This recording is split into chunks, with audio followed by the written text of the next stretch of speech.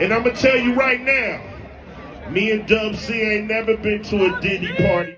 Yeah. As you all know, Diddy has been arrested, and now everyone is discussing the so-called Diddy parties, which are attended by many rappers and famous people, from Jay-Z to Leonardo DiCaprio. However, there are rappers who kept a distance from Diddy. One of them is 50 Cent, who has been bullying Puffy for many years now.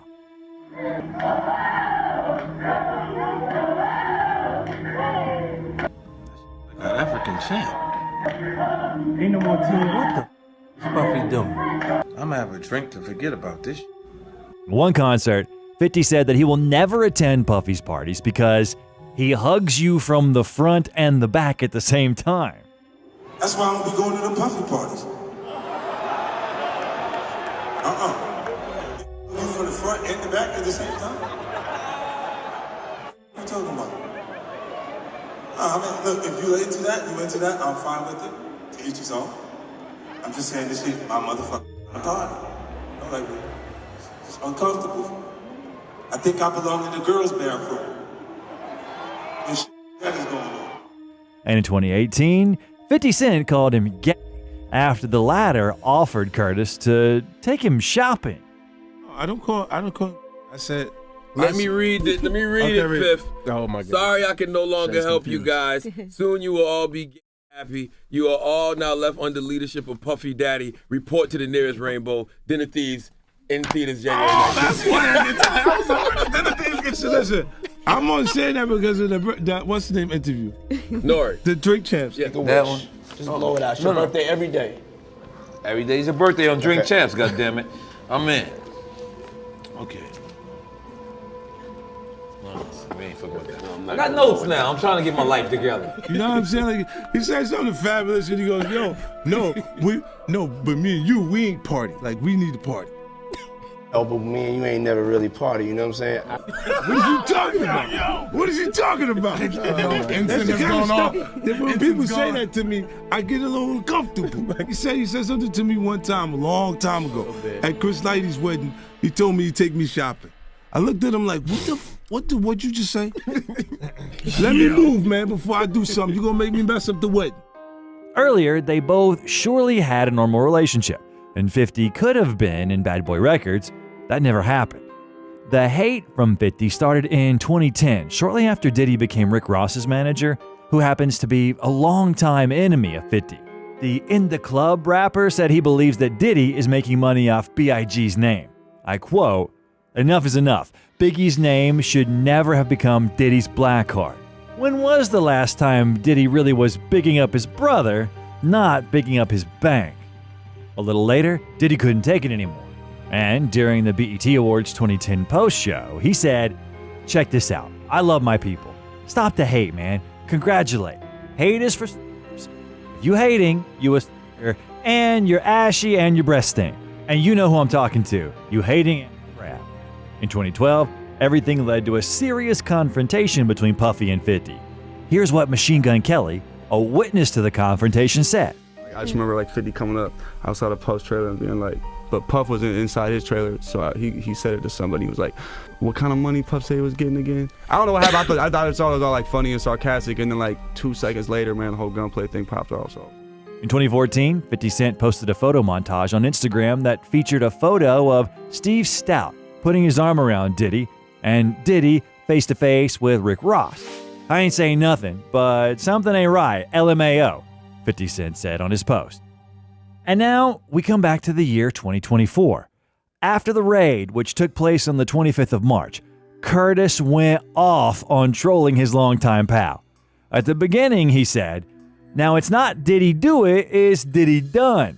They don't come like that unless they got a case." A little later, a video surfaced online showing Diddy riding around Miami on a bicycle, and 50 just couldn't ignore that. "Smile, bitch. Smile. Damn, last seen on a bike, Diddy's popped." Further, he shared footage of Puffy and Tyson's awkward appearance together on the Keenan Ivory weigh-in show in 1998.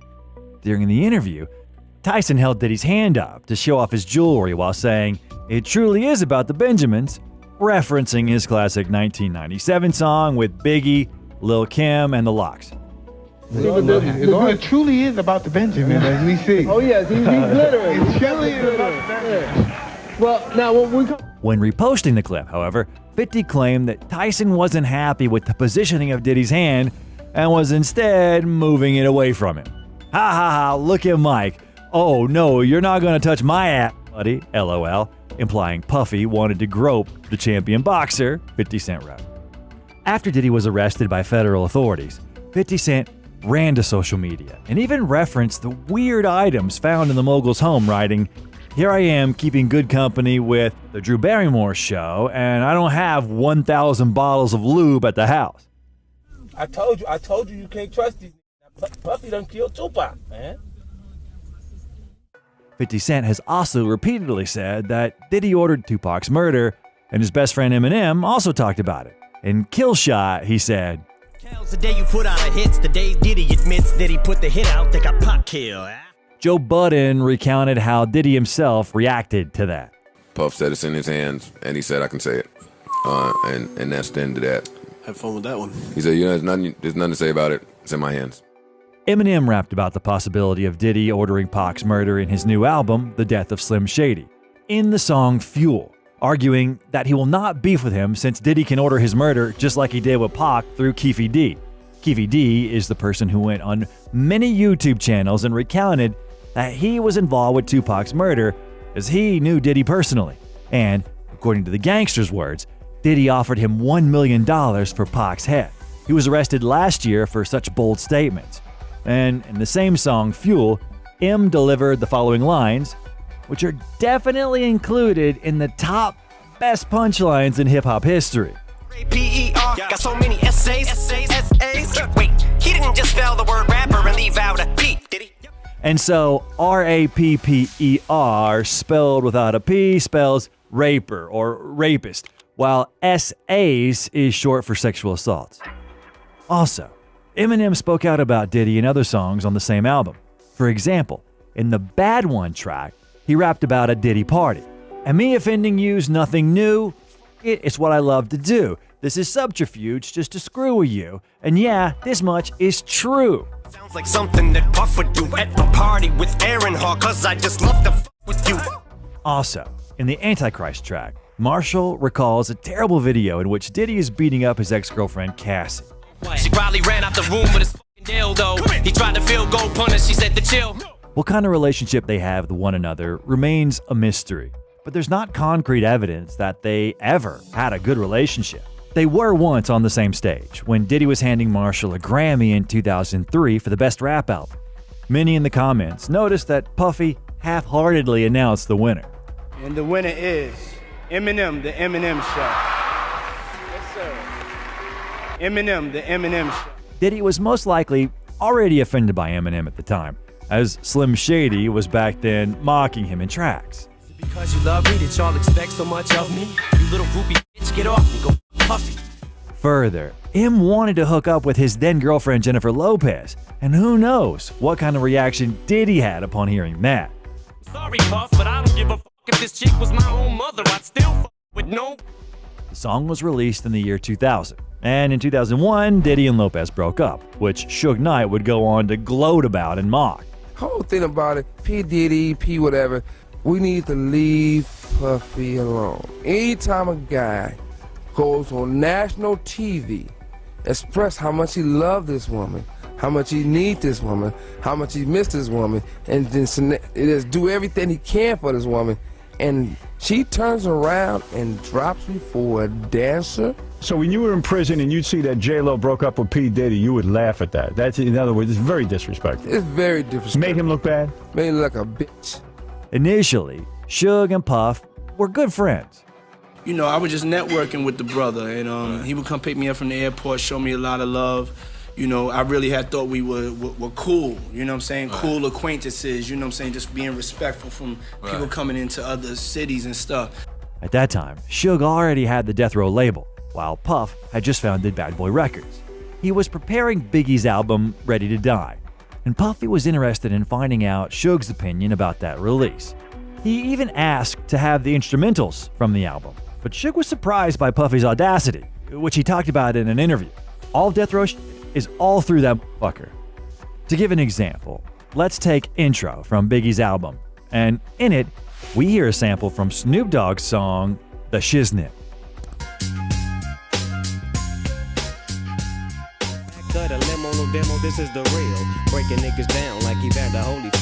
In general, Suge was seriously angered by this. He was also pissed off that Puff tried to appear in every one of his protege's projects.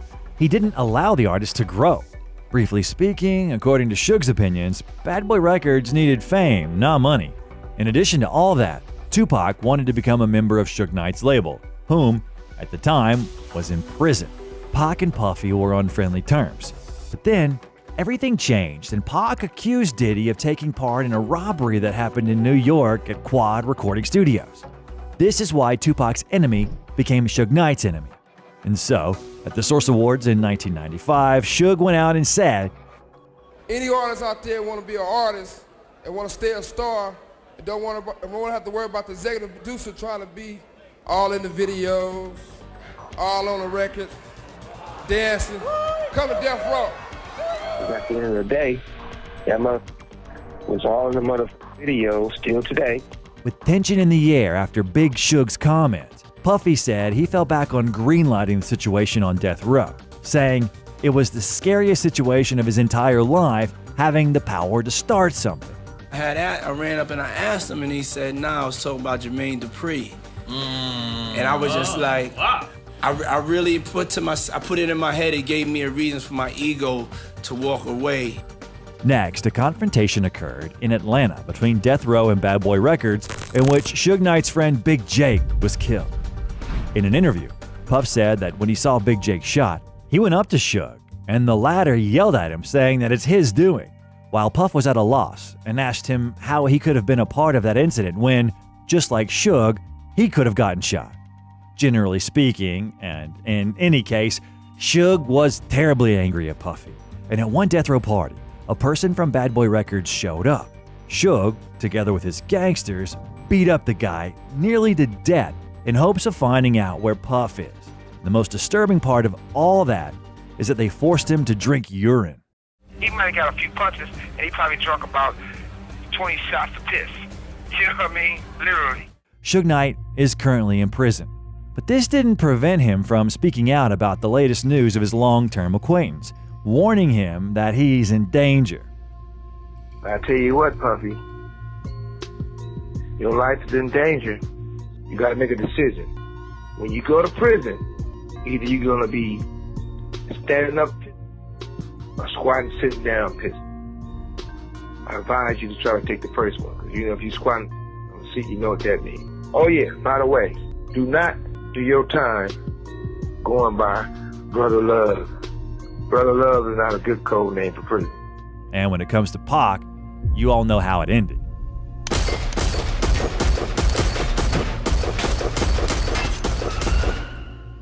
However, it is a fact that Pac hated Puffy up until his death. He dissed him a few times in his tracks, particularly on Hit 'Em Up.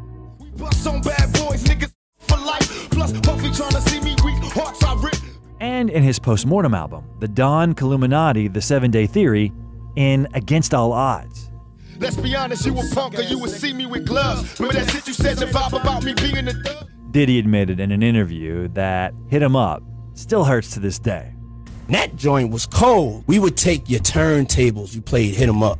You know what I'm saying? That's how cold that thing hurt to this day. In some instances, Puffy's own artists from Bad Boy Records did not even respect him. A chair was once thrown at the label's boss.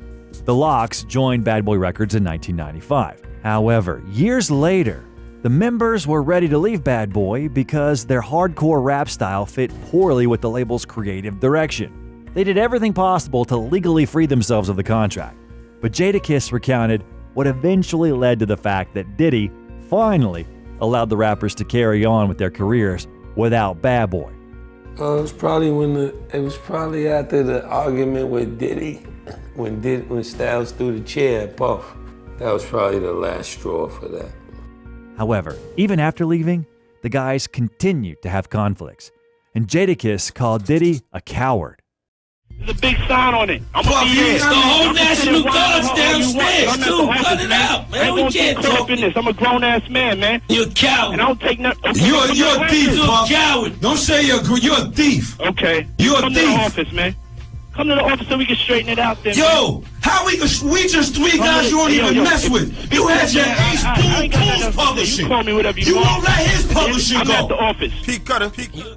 The point of that conflict revolved around the idea that the Lox wanted Diddy to share the wealth of their success and pleaded for their publishing. They claimed that Diddy owned 50% of their publishing. Diddy later told Hot 97's Angie Martinez that he owned 20% and has made $400,000 off the Lox.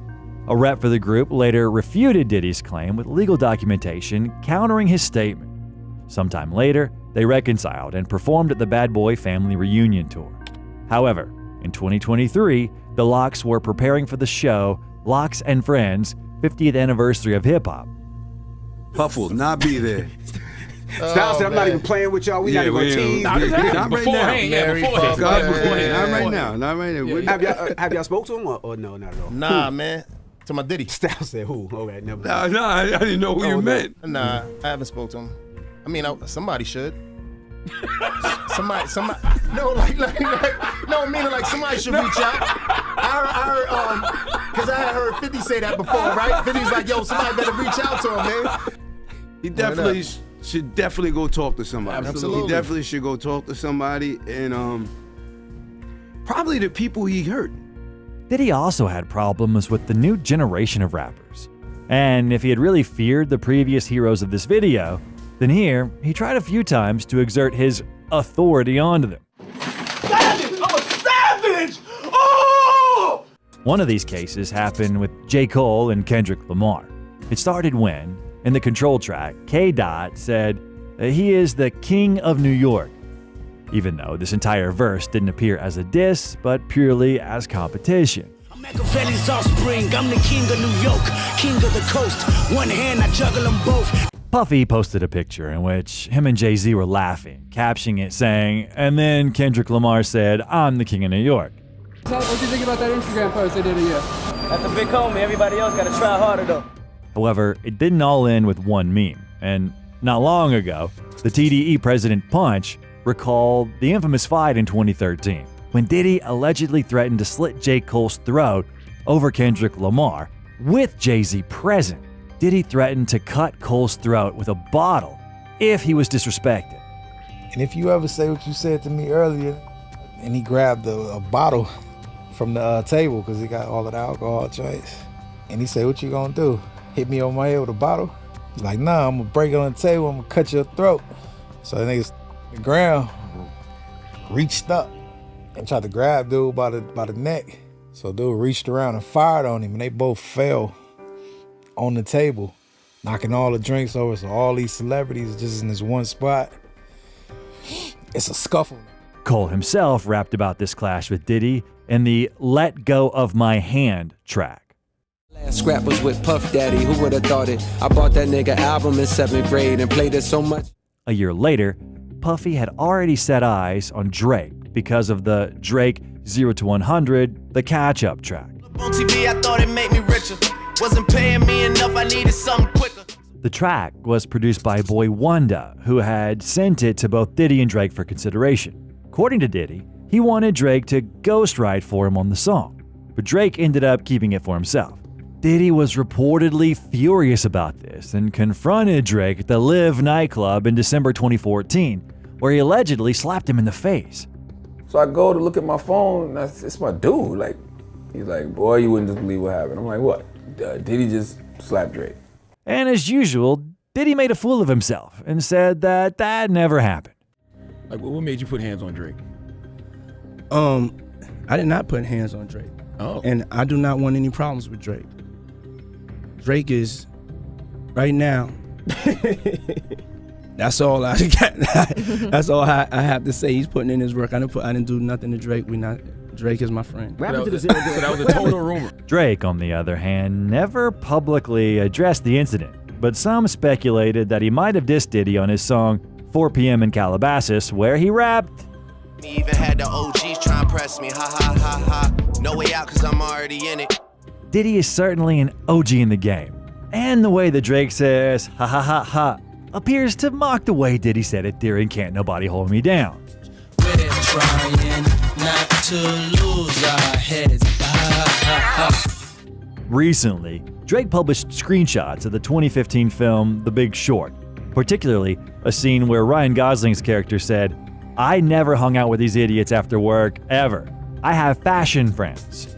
Fans think this is Drizzy's way of saying he didn't stick around for Diddy's infamous parties in the 2000s, where he allegedly had his events turn into environments for intense and often violent sexual activities after a certain time.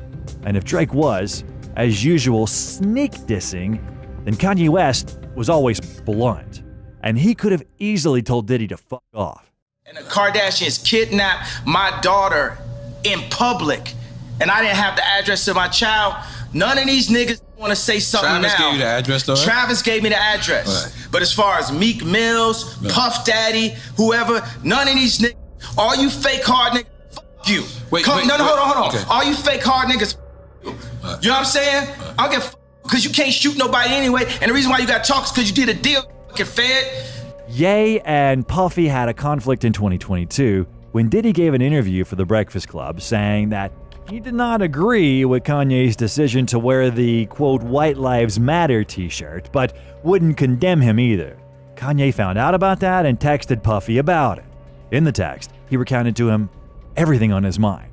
And at the end of this long text, he said, "Come do something illegal to me now, please." And then, when Diddy responded to him that he wants to meet up in person and talk, the latter said, "Fuck you, you fed." In this year, Rolling Loud took place in Los Angeles, and Kanye West performed there. Diddy wanted to talk and discuss everything that was happening between them. In the end, Ye ignored him, showing him that he's absolutely not interested in having this conversation. And Gucci Mane dedicated an entire diss track, which is called No Diddy. He raps No Diddy 119 times. I'm in a room full of hoes, no Diddy. More money, more problems, no Diddy. Couple friends turn foes, no Diddy. The next video that I recommend you to watch is about why Diddy is accused of Tupac's murder. Thanks everyone for watching. If you liked our video, don't forget to hit the like button because this is super important to support the channel. Come on, it's literally just a click. Oh, and don't forget to subscribe to the channel. That's definitely everything for now. Bye.